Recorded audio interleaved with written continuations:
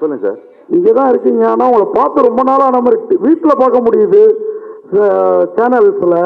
அதனால தான் சினிமாவில் கேட்பேன். ஏன்னா நீங்கள் ஒரு நல்ல நடிகர். என்ன சொல்ல போனால் ஹீரோவுக்கு ஈக்குவலான நடிகர் நீங்கள், எந்த ஹீரோவாக இருந்தாலும். ஏன் சினிமாவில் ஒரு கேப் போட்டு வச்சுருக்கீங்க இப்போ?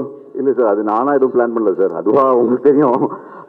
ஆக்சுவலாக என்ன சொல்லணும்னா உண்மையை சொல்லிடுறேன். இப்போ கேட்டிருக்கீங்க, என்னோட ஃபர்ஸ்ட் ரிலீஸ் கலகலப்பு, அதுக்கப்புறம் பார்த்தீங்கன்னா பீஸா, சூதுகோபம், ஜெகர்தண்டா, இன்டர்நெட் நாளை, யாமருக்க பயமே.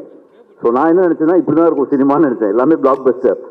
அதுக்கப்புறம் இந்த ஜேர்னியில் தான் பார்த்தேன் அப்ஸ் அண்ட் டவுன்ஸ் எல்லார் கெரியர்லேயும் இருக்கும் அப்படின்ட்டு. விஷ்ணுக்கு நல்லா தெரியும். நிறைய வாட்டி நான் விட்டுட்டு போயிடணும்னு முடிவு பண்ணிட்டேன். சினிமா வேண்டாம் எனக்கு, நான் இது மாதிரிலாம் பார்த்தது இல்லை. இந்த மாதிரி என்னென்னா சக்ஸஸில் ட்ரீட்மெண்ட் வர மாதிரி இருக்கும், டவுன்ஃபாலில் ஒரு மாதிரி இருக்கும். பட் நான் போயிடணும்னு நினச்சேன்.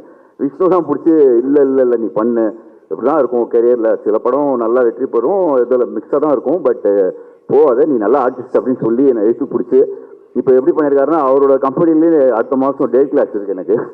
வந்து தெரியும். ஸோ கட்டா குஸ்தி 2வும் இன்னொரு படமும்.